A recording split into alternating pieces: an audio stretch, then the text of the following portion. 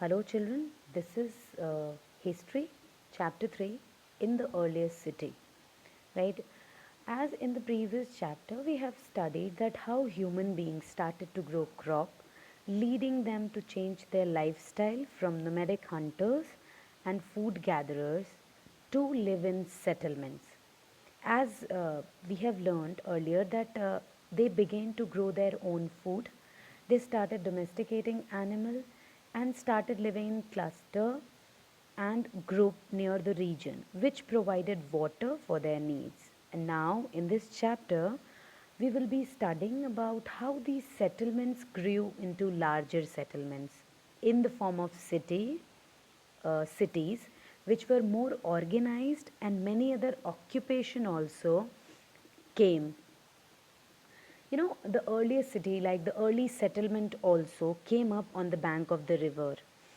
As this we have studied in chapter 1 also, that each and every civilizations has started from the bank of the river.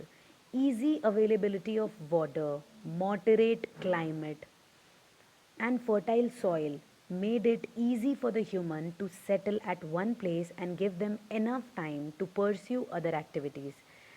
And as you know that near the river the soil are very fertile, and near the river the climate is moderate. So they used to stay there for the long period of time. Humans started to trade things, to build things. They started developing new techniques to improve various kind of craft using metals, and to make tools and jewelries. Started to write in a particular scripts, and this is how town developed.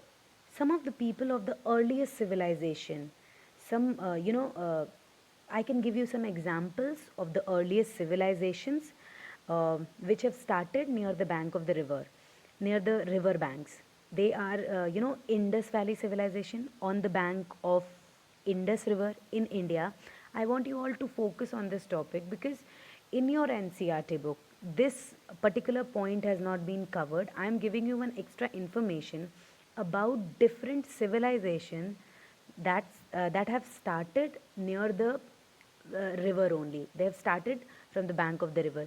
So first, it is there in your book, that is Indus Valley civilization uh, on the bank of the Indus River, that is in India. The Chinese civilization on the bank of the Huanghe River, that is in China. The next one is Mesopotamian civilization on the bank of the Tigris and Euphrates River in Sumer. The last one that I want to tell you is that is Egyptian civilization, which is on the bank of the Nile River in Africa. So these are some examples that I've told you, so that you can connect with me that yes, maximum in the early cities, every settlements came up on the bank of the rivers, right? So I want your focus here, as I'm going to tell you few more important things which is not there in your NCRT book again. Children, NCRT book is all about researching, so please focus it here. The first discovery of the early cities in the Indian subcontinent were made by Rai Bahadur, Rai Bahadur Dayaram Sahni in 1921. Please keep it in your mind. The first discovery of the early city in Indian subcontinent were made by Rai Bahadur Dayaram Sahni in 1921. He discovered the ruins of an ancient city at Harappa. It is located now in the district of Punjab. Now it is in Pakistan, on the bank of the Ravi River, a tributary of Indus River. Again, one more thing I want to tell you, children. Uh, this topic will be very much clear to you if you will focus first of all about, if you will learn, or if you will be able to locate the different uh, rivers, you know, and its tributary, that will make your understanding level more accurate if you will be having that knowledge about all the tributaries, then it will be easy for you. So on the bank of the Ravi River, a tributary of Indus River. Another archaeologist, that is R.D. Banerjee. Again, I'm repeating, another archaeologist, R.D. Banerjee, discovered another ruin about 400 kilometers downstream on the bank of the Indus River. This site is located in the district of Sindh, that is now in Pakistan, which is known as Mohenjo-daro.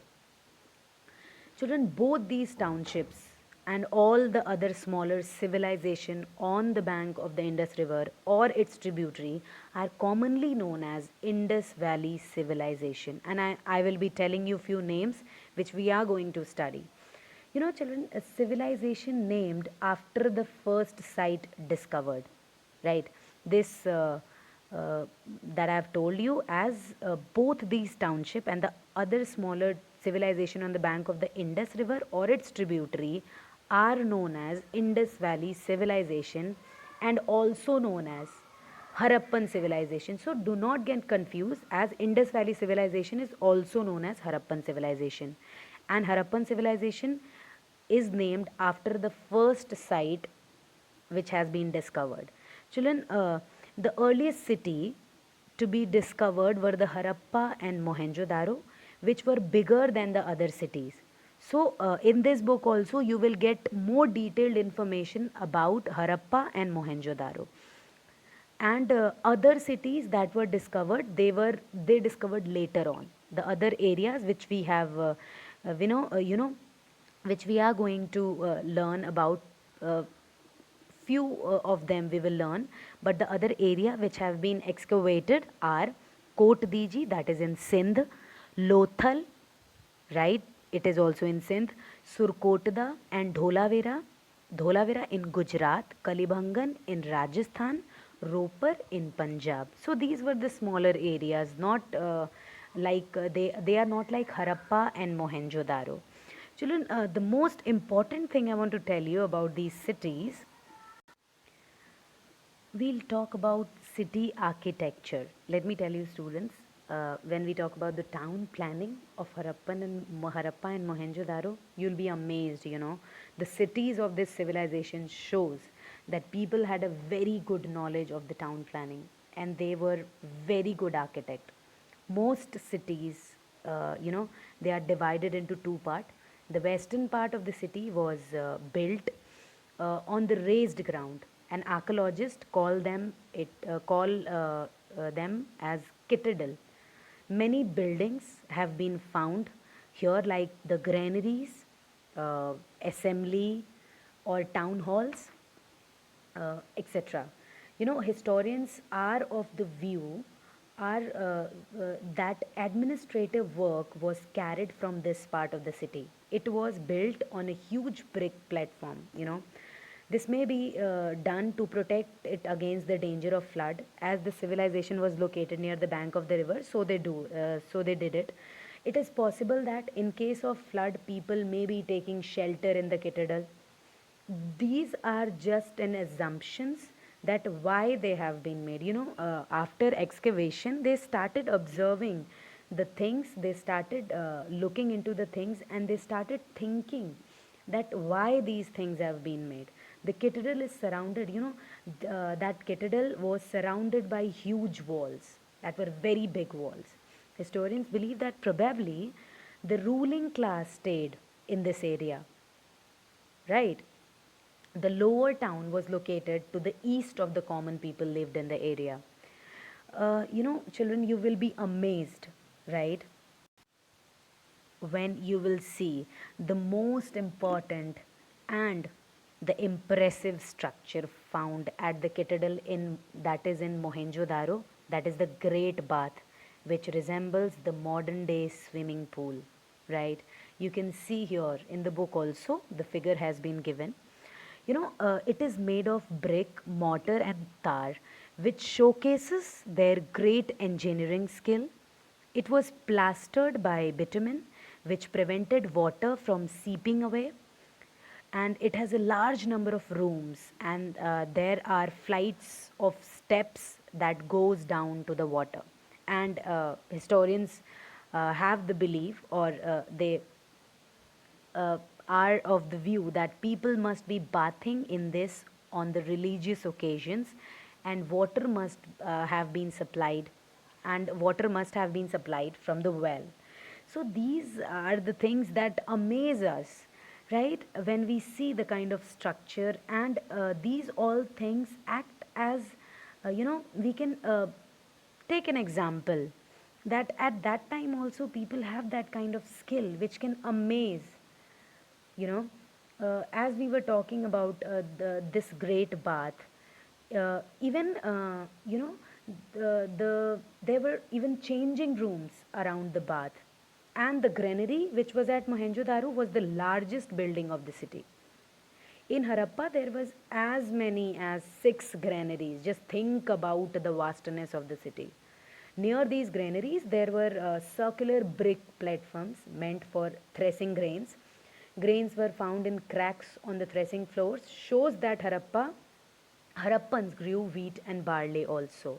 And as Mohenjo-daro also had a large hall, which may have been used as an assembly hall, as a prayer hall, or as a cultural, for used for a cultural, shows. So, children, in the next video, I will be telling you more about these cities, their streets, their houses and buildings, their drainage system, their governance, the way they have governed, the kind of craft they do. That will be covered in the next video. Thank you.